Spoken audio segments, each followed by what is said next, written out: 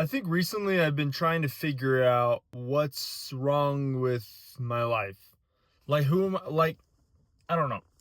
It had always seemed so clear at the beginning when I knew nothing, what I was supposed to be doing, who I was supposed to become and the exact path to get there. It always felt kind of clear, but the truth is, once you get to learning about that field, once you get to learning about what you're trying to accomplish and or achieve, it all kind of goes out the window, and suddenly you're left wondering, what now? And so I've kind of fallen behind. I've lost myself in this process, getting distracted on all sorts of different side projects that I felt were helping the main goal, just to find myself back here where I started, all because of ego and pride, trying to get myself to make money quick all of a sudden and make money fast. It's like, no, God will decide when it's time for you to make money. God will decide when that day is here. If you are righteous, if you are following him, you'll make money. Okay, trust me. All of your dreams and desires will come to fruition if they are righteous. They will. 100% guaranteed. But it depends on his timing and your agency. For example, here I am. I'd gotten so distracted, and finally, God places a little bit of money on my table. All right, money's right in front of me. I'm like, holy cow, I have not seen this amount of money in a long time. And I'm finally feeling like I've made it. And so what do? Self-sabotage. After convincing myself and trying to convince God for months that if the money landed in front of me, I'd be responsible, I would be using it for service. After saying all of this, I suddenly get this weird idea in the back of my mind. And I think, it's not a bad thing to have a little bit of fun with your money, which is true.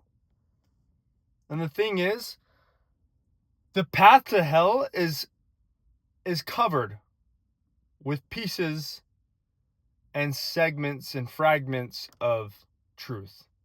So yeah, it is true. You can have fun with your money, but then you got to ask yourself, when is the next time this amount of money will come onto my table? Am I making this money automatically? Or are there more important things that God wants me to use this money for? Maybe you should sit and consider praying and asking God what he wants you to do with this money. Because I blew it all. I blew all the money, and now I'm right here at the beginning all over again. Like actually the beginning. And I have a daughter being born in September, and I know God will bless me, and I've been telling myself, oh, God will bless me if I follow his commandments and I have a baby. God will bless not me and my ego and my pride, but the baby. He will, because the baby has a perfect sense of humility. Doesn't mean that I won't have to suffer, but this baby will get provided for regardless. That's also contingent on my agency. You can sabotage your children just as much as you can sabotage yourself, all because of pride. So keep that in mind.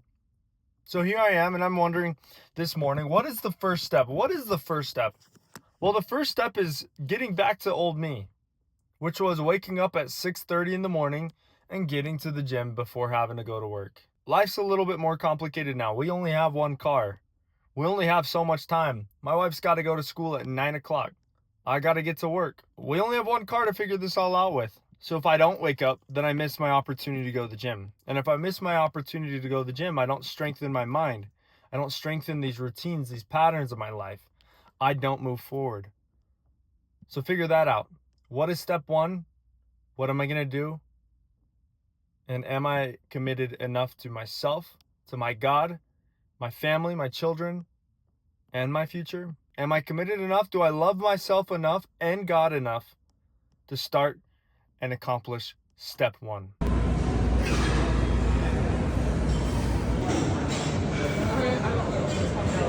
Now that we have the gym out of the way, I want to talk a little bit more about why step one is important.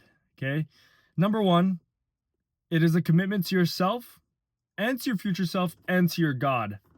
If you can't prove to God that you can commit to one thing with your agency, if you can't act out of your own agency to do one thing that is hard and eventually turn it into something that you love and is a non-negotiable, then you can't prove to God that you will be able to handle the money or the wealth or the opportunity when it comes. No father out there can just choose his days off, okay?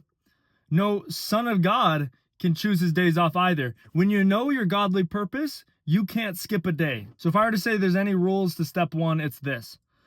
Choose your step one. Make it a non-negotiable. You show up every single day.